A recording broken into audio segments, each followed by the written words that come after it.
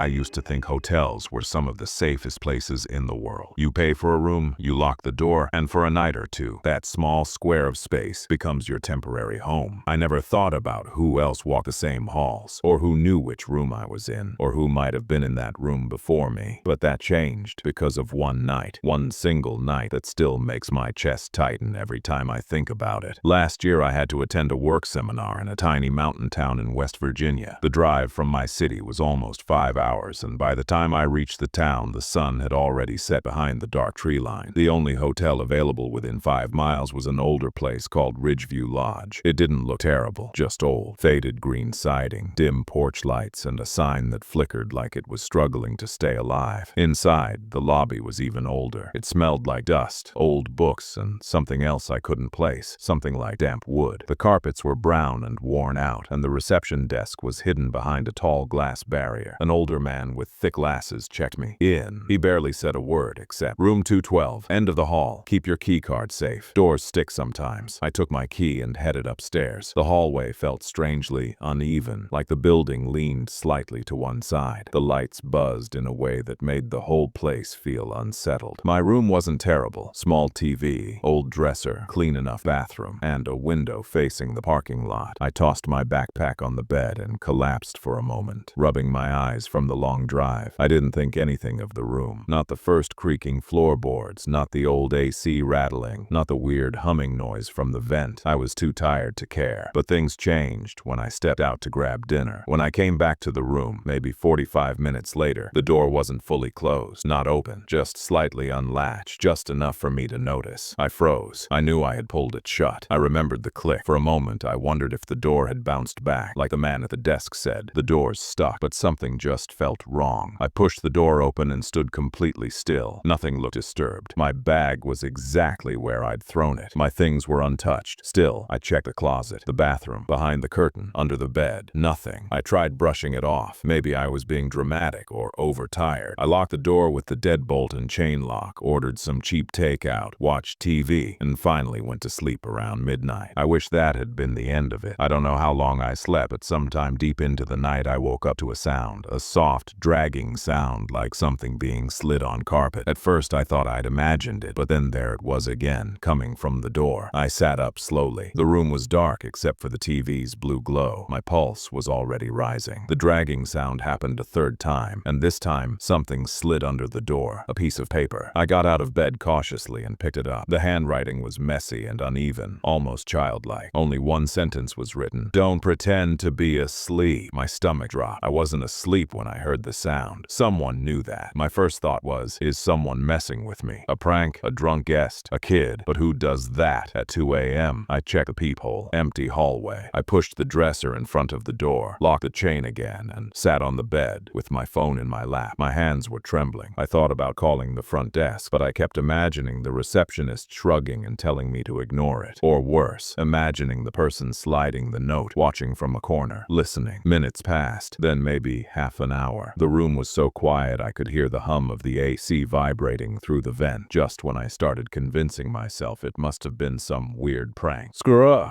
The sound came back. Another slow drag. Another note slipping under the door. I didn't pick it up right away. My eyes were filling with tears from pure adrenaline. My legs felt numb. When I finally crouched down and unfolded it, this one had 6 words. "I saw you when you arrived." My throat tightened. Someone had been watching me. Not tonight. All day. I checked the window automatically. The curtains were closed, but suddenly, I didn't trust that at all. My hands shook as I pulled them aside. The window was locked, or at least it should have been, but the latch was loose, hanging at an angle, like someone had forced it recently, and it hadn't been fixed. I stepped back so quickly I hit my heel on the bed frame. I started checking the entire room again. Under the bed, inside the closet, behind the shower curtain, everywhere. Nothing. Every corner was empty, and yet the notes kept coming. I sat on the floor with my back against the dresser, staring at the crack under the door, waiting, bracing. This time, almost an hour passed before it happened. The third note didn't slide under quickly. It stopped halfway, stuck like someone was holding it, teasing me, waiting for me to notice. I slowly picked it up. This handwriting was worse, shakier, frantic. It said, "I liked your room earlier. You didn't notice me. You still haven't." 3 sentences. None of them made sense at first, and then they did. Earlier, before I checked in, before I entered the room the first time, The room had been unlocked when I arrived. My fingers went cold. Someone had been inside, maybe hiding while I threw my bag on the bed, while I showered, while I watched TV, maybe even while I slept. The thought nearly made me gag. I didn't even think. I grabbed my backpack, shoved everything inside without looking, and dragged the dresser away from the door. I undid the lock, heart pounding so loud my ears rang, and looked through the peephole again. Empty. I yanked the door open and bolted into the hallway. I didn't look back, not once, even though I